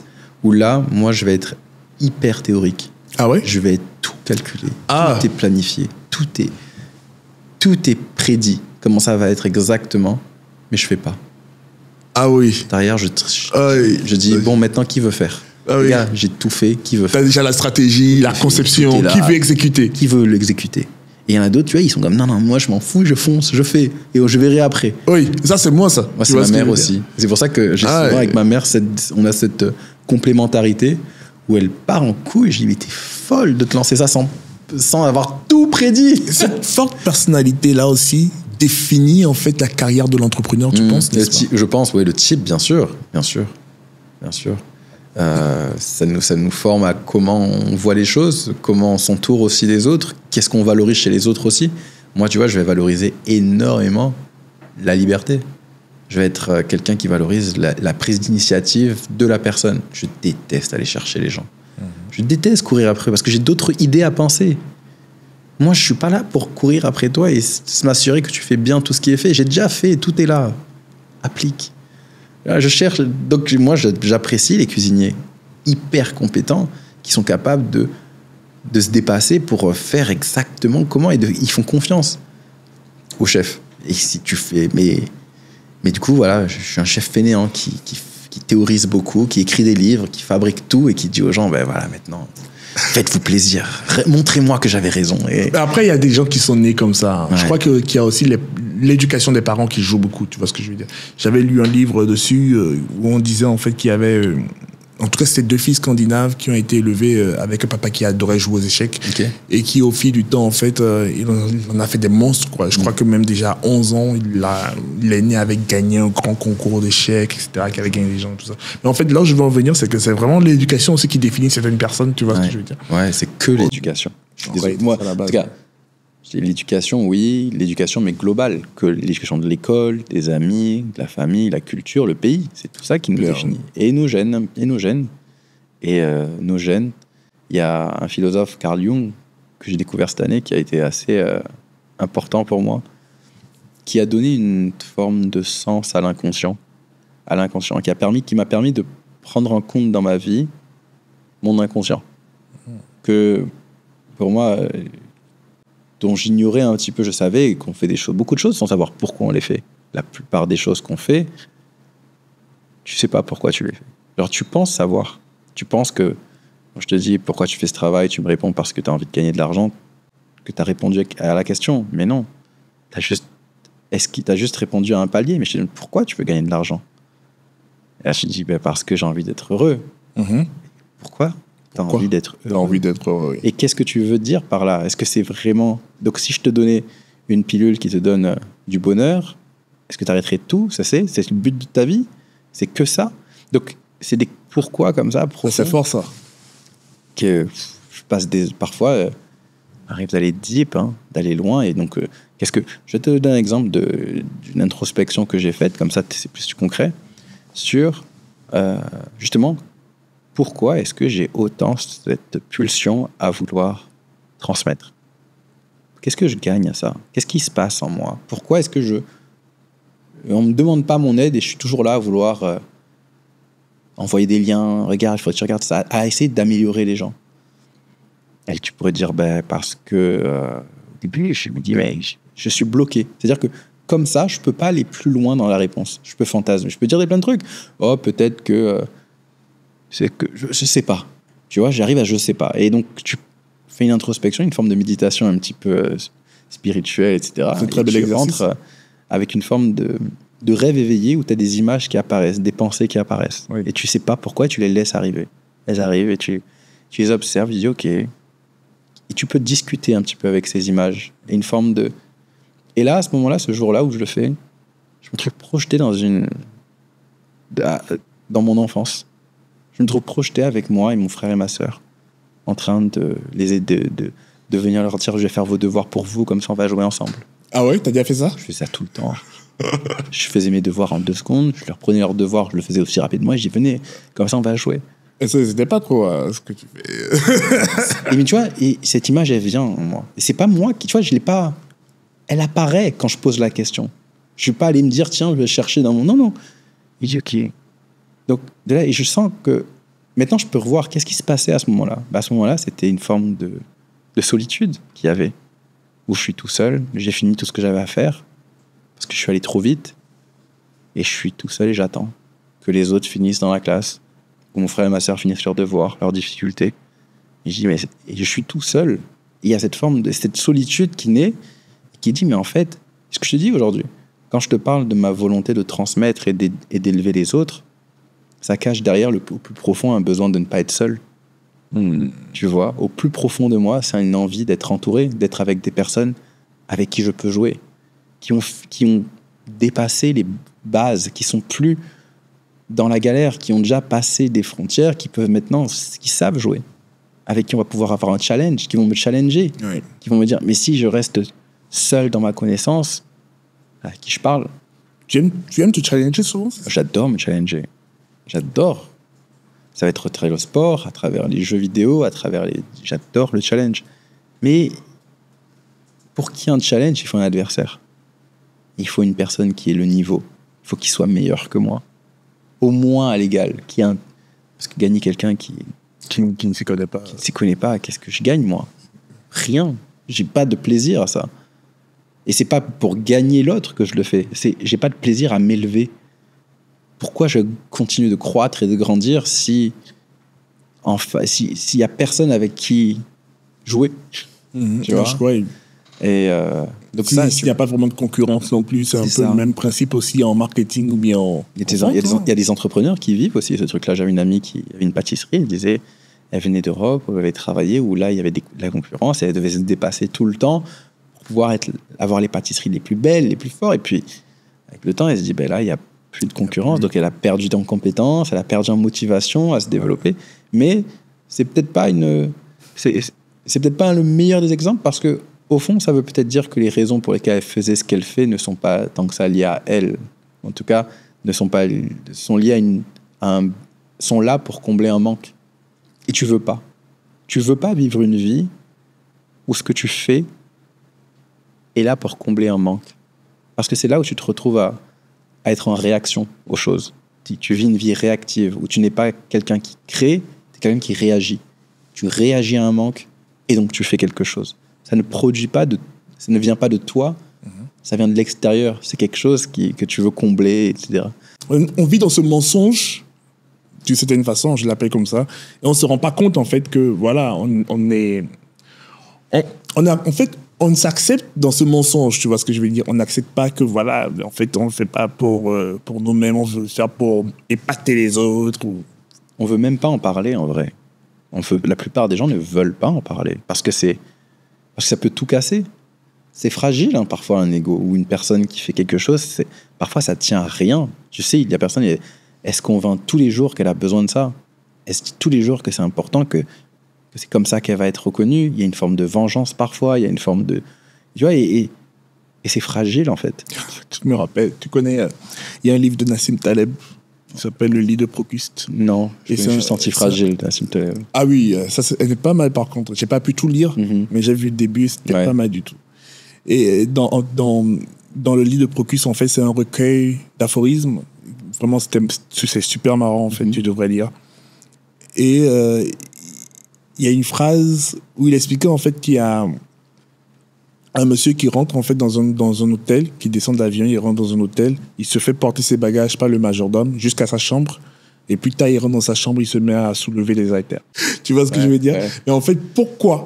C'est quoi ta mission en soulevant des haltères, du coup, en fait? Si toi-même, tu pouvais porter les bagages et t'entraîner à faire ce que tu fais. Tu vois ce que je veux dire? Manque de sens, un petit peu. Hein. Voilà, c'est ça. Vraiment, c'est la même logique pour des personnes qui naviguent peut-être dans l'eau, au bord des plages, et qui rentrent chez elles, en fait, et rentrent dans leur piscine pour pouvoir se laver. Je sais pas.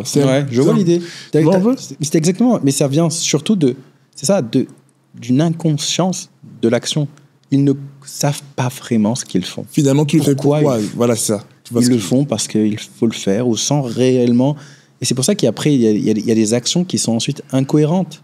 Tu fais des choses qui sont incohérentes parce que tu n'es pas conscient de ce que tu fais. Tu n'as pas réfléchi au pourquoi tu es comme tu es et qu'est-ce qui fait que pour pouvoir justement, en général, on le fait pour ensuite rediriger l'énergie, rediriger les choses vers un besoin de...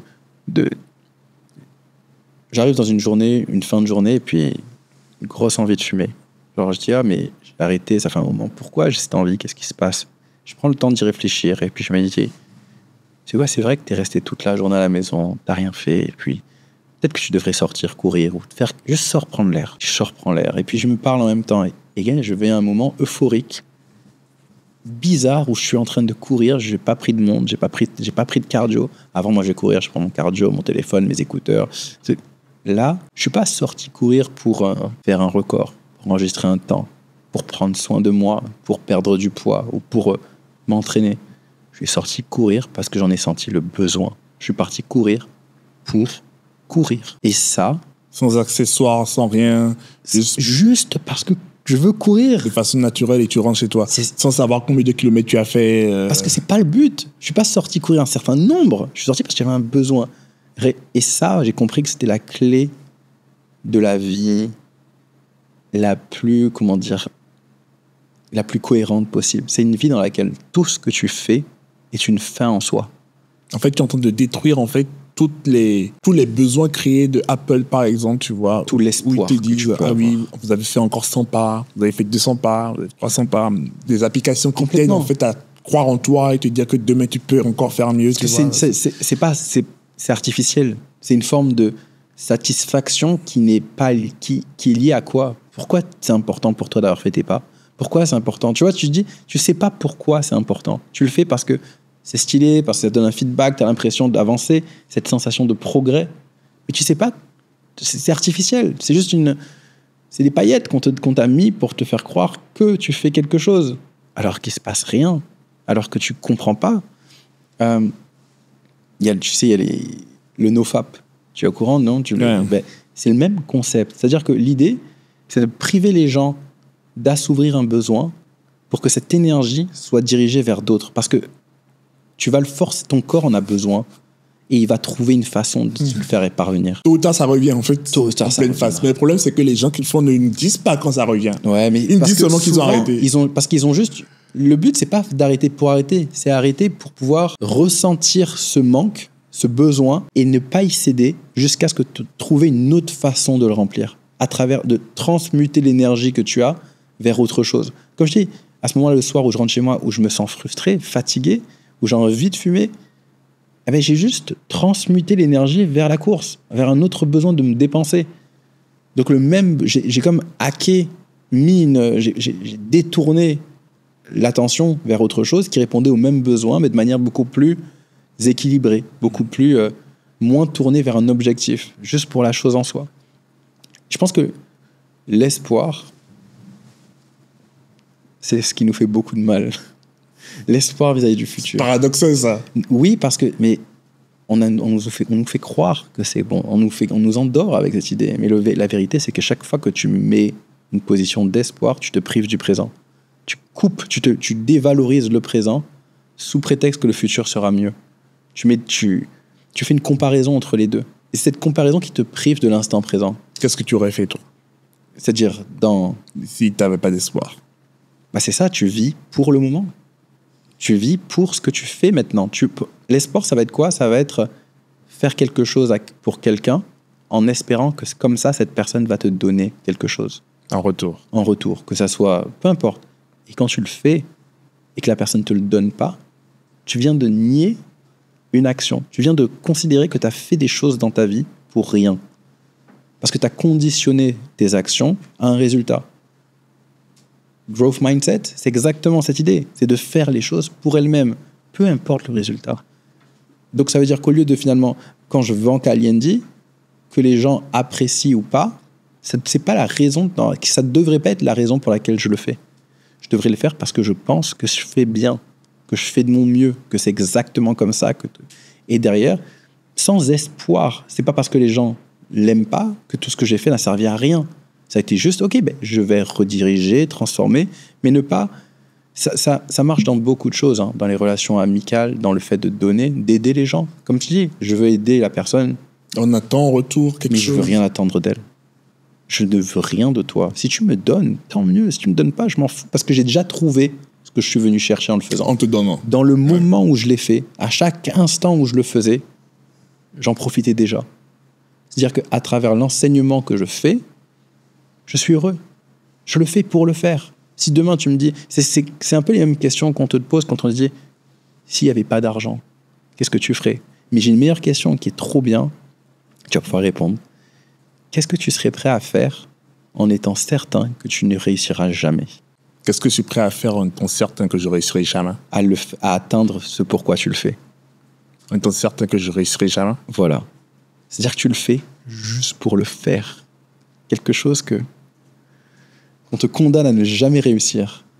Mais pour l'amour de le faire, tu le feras. Mais je crois que ce serait toujours ce que je vais faire. Ouais. Parce que j'aime ce que je fais, en fait. Tu vois, c'est ça. Tu n'es pas conditionné. Tu n'as pas d'espoir vis-à-vis. Tu récoltes déjà. Tu me rappelles le jeu Tetris, en fait, quand j'étais petit. J'arrivais jamais à gagner à Tetris parce que tout le temps... et en fait, je ne savais même pas que le jeu pouvait se terminer, en fait. Ça, c'était encore une autre histoire et tout. Et un jour, j'ai joué du matin. Je crois que c'était un dimanche. J'étais tout gamin. J'ai joué du matin jusqu'au soir dans l'optique que je ne vais jamais m'arrêter de jouer. C'était une idée, quoi. L'idée d'un enfant. Les enfants, on est formidables. J'allais jouer à l'infini, en fait. Tu vois ce que je veux dire. Je ne savais pas que je pouvais terminer le jeu. Tu vois ce que je veux dire. Et c'est dans cette optique-là, en fait, que finalement, dans la nuit, j'étais surpris de voir que le jeu était terminé. Les gars privés de la vie éternelle. Mais je pense que si j'avais commencé ce jeu-là, ce jour-là, dans l'optique que j'allais pouvoir le terminer, je ne l'aurais pas terminé. Donc, dans ce genre de mindset, en fait, seulement que je n'ai pas joué, le pourquoi n'était pas de jouer pour pouvoir finir en jeu. Mais c'était de jouer parce que je sentais l'envie de jouer, tout simplement. C'était un besoin que tu ressentais. Et d'aligner des briques et de pouvoir remplir la mission du jeu. Tu vois ce que je veux dire? Aujourd'hui, c'est quelque chose qui se reflète à travers nos vies entrepreneuriales. Parce que beaucoup rentrent dans le game en se disant qu'ils vont se faire un max de blé. Alors qu'en fait, tu vois, c'est comme... récemment, j'entendais Michael B. Jordan qui parlait par rapport à Sinners, qui disait en fait dans une interview que peu importe ce qu'on te dit par rapport à ce que tu aimes, concentre-toi d'abord sur la perfection de tes skills, en fait. Avant d'attendre, en fait, avant de compter sur l'argent qui viendra et tout ça. Concentre-toi un long moment. C'est vrai, ça a l'air trop facile à dire, mais en fait, Je pense que la majorité des personnes qui ont réussi, c'est surtout parce qu'elles se sont concentrées un long moment sur leur skill sans se rendre compte qu'en fait, qu'elles pourraient devenir millionnaires par cette vie, par cette passion, tu vois ce que je veux dire. Il y a autre chose qui fait écho à ce que tu dis et qu'on peut observer. Moi, au début, je me posais souvent la question de pourquoi les gens riches, ils continuent à essayer de gagner de l'argent. C'est une bonne question, ça. Tout le temps, je me dis, mais ça n'a pas de sens. Genre, si ils ont fait ça, ils n'ont pas fait. Donc, c'est la preuve, parce que toutes les personnes qui disent « moi j'ai eu l'argent, c'est fini », c'est des gens qui pensent qu'ils ont fait ça pour l'argent. Justement. Ah, c'est ça, l'argent n'est qu'une conséquence de ce qu'ils font, des raisons pour lesquelles ils font ce qu'ils veulent faire. Ils ont une passion, ils ont un objectif, ils s'en foutent du reste. L'argent tombe parce qu'ils sont les meilleurs dans ce domaine-là et qu'ils ont réussi à maîtriser des choses qui répondent à des problèmes de tout le monde, dont on est prêt à leur donner de l'argent. Mais eux, ils ne l'ont pas fait pour ça. Ils ne l'ont pas fait pour l'argent. Ils l'ont fait parce qu'ils voulaient, et parce qu'ils avaient une obsession pour résoudre un problème en particulier. L'argent, il est venu après, quoi. Ils étaient bons, on les a payés. Mais partir du principe que tu fais quelque chose pour gagner de l'argent, c'est la meilleure façon de te fatiguer et de te dire, et de perdre tout le sens que ça a. Donc, quand tu n'as pas l'argent, finalement, tu fais quoi? Tu es malheureux, tu es en dépression. J'ai fait tout ça. J'ai pas eu d'argent. Donc, c'est comme si tu as conditionné ton bonheur, ta vie, tu l'as conditionné peut-être pendant 5 ans. 5 ans où tu t'es privé de vivre. Sous une récompense qui est en fait éphémère et hypothétique d'un jour. Fictive. Gagner. Et si tu l'as pas, c'est fini. Tu dis, j'ai fait tout ça pour rien. J'en ai eu, mais finalement, j'en ai plus. Qu'est-ce qui s'est passé? J'ai pas vécu pour rien. Et si tu en gagnes, tu dis, oui, j'ai fait tout ça pour ça. Et tu dis, j'ai vraiment fait tout ça pour ça? C'est que ça? Je m'attendais à plus. Genre, et tu t'attendais à quoi, en fait? Tu t'attendais à quoi quand t'allais devenir milliardaire? Tu t'attendais à ce que maintenant, quand tu serais seul dans ton lit la nuit, que tous tes problèmes seraient réglés?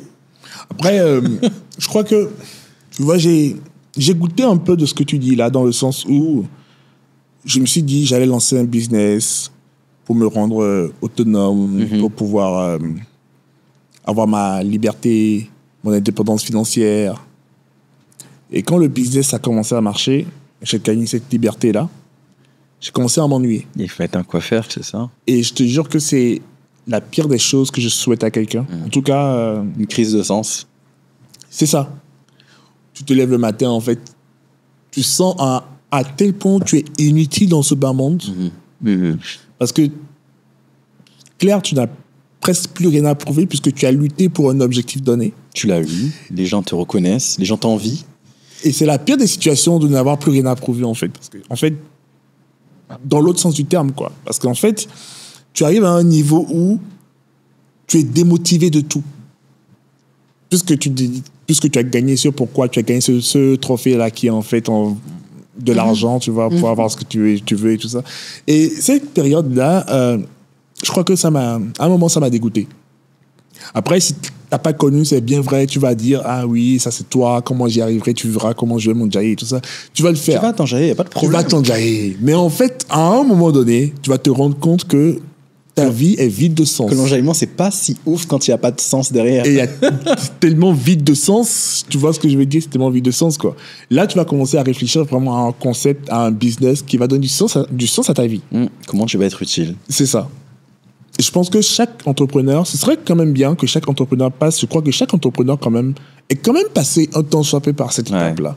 Avant de revenir et de se dire, ah oui, mais pourquoi j'ai commencé, pourquoi je suis passé par là? Parfois, ça a été même avant de devenir entrepreneur. C'est-à-dire qu'ils ont justement grind, carrière ladder, ils ont fait de l'argent, etc. Ils ont monté en grade dans l'entreprise. Parce que, je dis un salarié, c'est un entrepreneur qui a un seul client. Donc, son client a bien marché et tout. Et puis là, il se dit, mince, qu'est-ce que je fous maintenant? Mais ça, c'est pas mal. Ça. Un salarié, c'est un entrepreneur qui a un seul client. Waouh! Ah, mais c'est vrai, en fait. C'est ouf. Et là, il y a un seul client et il a mis tous dans le même sac. Et puis il bosse pour lui, quoi. Ben oui, en fait. Ouais. Et puis ensuite, parfois, il manque le sens. Et c'est là que, pour beaucoup aussi, ils trouvent d'autres clients. Ils font eux-mêmes leurs propres produits. Et là, ils passent en freelance, c'est ça? Et là, ils passent en freelance, ou bien ils font quelque chose d'autre. Mais des gros challenges, hein. C'est des challenges que je souhaite à tout le monde, en fait. c'est des challenges que je souhaite. Je suis content qu'on ait ces challenges. Parce que c'est choses que, genre, c'est quand tu regardes en arrière et que tu vois le chemin que tu parcours et que tu peux comparer et te dire, mais quelle vie quand même. Tu vois, on commence avec des difficultés, avec des choses. On a des questions, on a des doutes, on a des convictions qui se détruisent. Les meilleurs moments de ma vie, ils sont pas nombreux. Dans ce genre-là, ils sont pas nombreux. C'est des moments où je suis passé. Il y a un jour, j'étais une personne. Et l'heure d'après, j'étais une autre personne. C'est extrait. Ça m'est arrivé 3 fois dans ma vie. Des moments où une de mes croyances fondatrices casse, se refait remplacer. Ça fait être, la première fois, pour moi, ça a été 14 ans, 15 ans, cours d'SVT. Je fais une réalisation qui m'a bloqué pendant 15 ans. On n'a pas de libre arbitre. Je réalise à ce moment-là que ma vie, elle est conditionnée. Que je ne suis qu'un résultat d'une conséquence de choses. Mais pourquoi en SVT? Pourquoi l'SVT particulièrement? Je sais pas, c'était à cette classe-là, dans mon souvenir, c'est là que ça s'est passé. J'ai commencé à penser, je me souviens, je réfléchissais, je me disais, mais pourquoi les gens sont méchants? Pourquoi il y a des gens qui font des trucs pas bien? Eh bien, s'ils font des trucs pas bien, si j'étais eux, ben, je ferais comme eux. Si j'avais leur cerveau, leur éducation, leur vie, leurs croyances, leur âme, tout ce que tu veux, leur histoire, ben, je ferais ce qu'ils font. Et je me dis, mais mince, je suis la personne que je suis seulement parce que je suis à cet endroit. Donc en fait, tout ce que je vais faire dans ma vie est déjà prévu. Je n'ai plus de libre arbitre. Je n'ai plus rien qui contrôle mon existence. Moi, je ne décide de rien. Je suis une conséquence de choses. Et si j'étais capable de voir toutes les choses qui font que je suis comme je suis, ben, je pourrais prédire tout ce que je vais faire dans ma vie. Et tout ce que les autres vont faire, ça va rentrer en truc. Et je dis, mais en fait, la vie n'a pas de sens. Non, du tout. Pendant 15 ans, jusqu'à mes 30 ans. J'ai vécu dans ça, à essayer tous les jours de prouver qu'il y avait des choses que je contrôlais. Que non, c'est moi qui réfléchis. C'est moi qui choisis les choses dans ma tête. Maintenant, les pensées, elles apparaissent, Lino. Oh mince, mais elles apparaissent d'où? Pourquoi moi j'ai ces pensées, ne t'as pas? Et vraiment beaucoup de problèmes. Donc ça a été... Et puis donc, du coup, 30 ans, vers 31, l'année dernière, ben, premier shift, je retrouve le libre arbitre. J'arrive à penser et à comprendre qu'en fait, je cherchais à être moi un point zéro. Genre, un moment, je cherchais à être celui qui était à l'origine de quelque chose pour valider mon existence. Genre, c'est-à-dire que si je ne suis pas à l'origine de quelque chose, alors je ne peux pas dire que c'est moi qui décide. C'était magique. Et à ce moment-là, je me rends compte qu'en fait, je réfléchissais de manière linéaire. Alors que si je mettais ça de manière cyclique, il n'y avait pas de début, il n'y avait pas de fin. J'influence le monde. Je suis à l'origine du monde qui est à l'origine de moi. Tu vois, le libre arbitre est un système dans lequel j'influence le monde qui m'influence en retour. Il n'y a pas de début, il n'y a pas de fin. Il n'y a qu'un cycle. Boum, j'ai retrouvé ma place dans le monde. Je peux à nouveau être libre de faire mes choix et avoir une vraie sensation d'être à l'origine de ce monde. Et de participer de manière que ma vie, j'ai encore des choix à faire, que tout n'est pas tracé.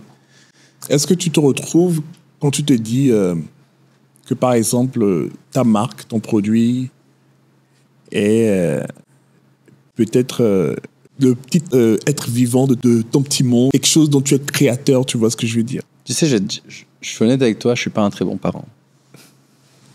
Genre, je suis pas un très bon parent. Genre, c'est pas mon bébé. Mon produit, c'est pas mon bébé. Je le vois vraiment comme pas comme je le prends pas personnellement. Genre, je le vois pas personnellement. C'est une idée que j'ai eue, que j'ai attrapée, que j'ai adoptée, que j'ai façonnée, que j'ai aidé à grandir, et qu'elle vive, quoi. Genre, j'en parle pas tant que ça en général, Kalyendi, avec les gens, parce que je suis comme non, il a sa vie, quoi. Kalyendi, ça a sa vie. J'ai pas envie d'être de saouler tout le monde avec. C'est ça, dans le sens où j'ai même pas envie, parce que ça invalide son existence. Quand il existe parce que moi j'en parle, il y a une forme il se suffit pas à lui-même. Il n'est pas, c'est moi qui le maintiens dans son. Mon restaurant, de manière concrète, j'ai beaucoup de mal en ce moment à le gérer, et parce que justement il est pas là, j'en suis pas si fier, dans le sens où c'est pas quelque chose que je recommande aux gens. à mes amis pour dire venez, etc. Pourquoi ? Parce que si je le recommanderais aujourd'hui, ça serait dans une volonté de venez me donner de l'argent. Parce que si c'était pas mon restaurant, je leur dirais pas d'y aller. Je n'organiserais pas un événement là-bas. Parce que c'est pas...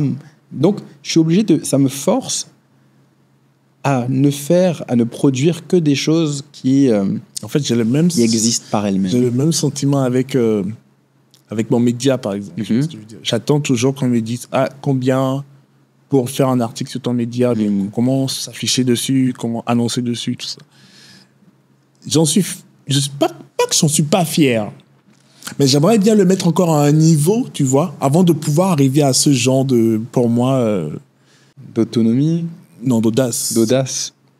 Pour moi, c'est d'audace, tu vois. Et c'est pas mauvais, c'est pas bon non plus. C'est pas, pour moi, c'est vraiment neutre, hein, dans le sens où tu as quand même l'audace de dire aux autres de venir chez toi parce que, tu vois, chez toi, c'est le meilleur et tout.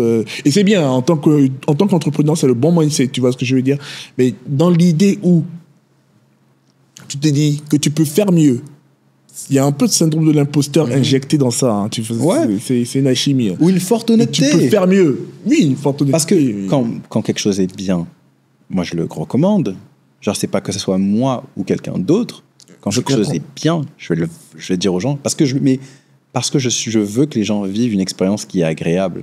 Je comprends parfaitement. Mais n'oublie pas non plus que... Ouais, on met la barre trop haute parfois. Parce que... Pour nous-mêmes.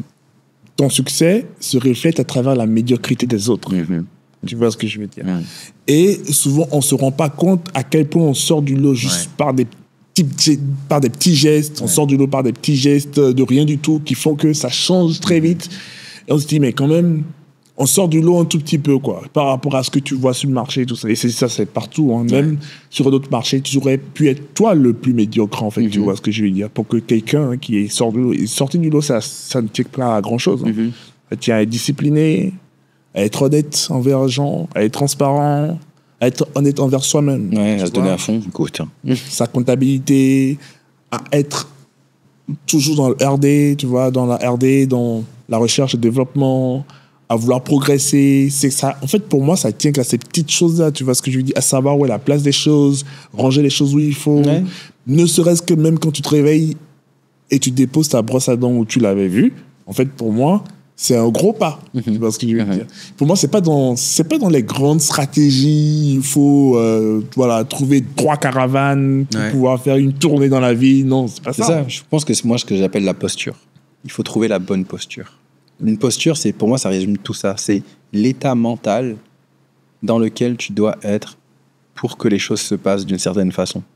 Et souvent, quand je pense à un truc, quand j'essaye de devenir bon dans quelque chose, je me dis, tiens, la première chose que je me demande, c'est quoi la bonne posture ? C'est quoi la posture ? Parce que pour moi, c'est ça que les gens ont en commun, qui leur permet d'aller plus loin que les autres. C'est des postures différentes. Une posture, c'est une façon de voir le monde liée à cet élément-là. Par exemple, la posture de celui qui fait les choses pour les faire, c'est une autre posture de celui qui fait les choses pour obtenir quelque chose. Et on observe simplement que une posture où tu fais les choses pour les obtenir crée davantage de problèmes que de solutions. Alors qu'une posture où tu fais les choses pour les faire, te libère, te rend tellement libre et une vie plaisante et agréable parce que tout le temps, tu fais ce que tu veux faire. Et ça, c'est ce crime, en fait, je crois, pour la gym. Parce que quand tu prends l'exemple de la gym, en fait, quand tu vas vraiment à la gym, parce que tu veux y aller à la gym, pas dans le sens où tu veux aller à la gym parce que demain, tu vas être musclé. Ouais. Ça, c'est le meilleur exemple. Je te promets. Et je me reconnais carrément, en fait, dans ce que tu dis. Tu vois ce que je veux dire. Genre, tu le fais un petit peu, tu dis j'y vais. Oui, là, tu vois la balance, elle bouge pas. Tu comprends pas. Ça fait 2 semaines pourtant que tu vas. Que résultat et tout. Et que j'ai ça. Et tu cherches les meilleurs programmes. Tu cherches qu'est-ce qui se passe. Mais au bout d'un moment, c'est ça. Moi, là, ces derniers temps, avant, j'avais un programme. Je faisais. Là, aujourd'hui, j'y vais un peu moins, mais je dois aller. J'y vais juste sans rien pareil.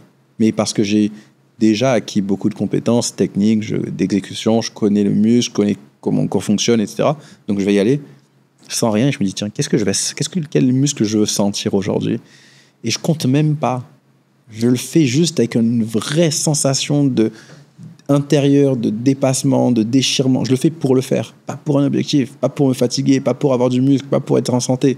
Juste parce que une sensation de déchirement. Ouais. Sentir mon muscle aujourd'hui. Je veux sentir mon corps. Tu vas jusqu'au dernier retranchement. C'est ça. Et après, j'arrête. Et puis, c'est bon, que je change. Parfois, je vais pas au bout. Ça dépend du jour. Mais je m'écoute et je me dis, c'est un moment que tu passes pour toi. C'est pas un sacrifice que tu fais. Je le vois pas comme je ne veux pas voir ce que je fais comme un sacrifice. Je veux le voir comme quelque chose que tu désires. C'est une souffrance que tu désires, que tu apprécies. Je le fais pour cette souffrance, pas pour ce qu'elle t'apportera derrière. Oui. Et là, il n'y a pas de problème. Et là, tu vas, il n'y a pas de... Tu sais ce que tu vas chercher. Tu as directement ce que tu veux. Tu n'es pas là tu conditionnes pas ta séance à un résultat hypothétique. Toutes les séances comptent maintenant et elles sont importantes. Je crois que là, on a fait l'un des meilleurs podcasts, en fait. Pourquoi? En plus, en restant bien sur le terme, Ça reste, pour moi, ça reste le numéro 002, le pourquoi. Mais l'un des épisodes de l'entrevue efficace, et j'ai adoré. Laisse tomber. Ça fait super plaisir aussi. J'ai adoré, Lino. J'ai oublié qu'il y avait des caméras. Moi, j'avais oublié carrément. Moi, je pensais que c'était juste... Toi et moi, peut-être... J'ai carrément oublié, en tout cas. En tout cas, si vous nous avez suivis, merci beaucoup. Laissez un commentaire. Dites-vous si ça vous intéresse quand même, qu'on puisse faire un podcast ensemble. Et si c'est une très belle idée, laissez-nous ça en commentaire tout à l'heure et on se voit pour la prochaine fois. Paf. Ciao.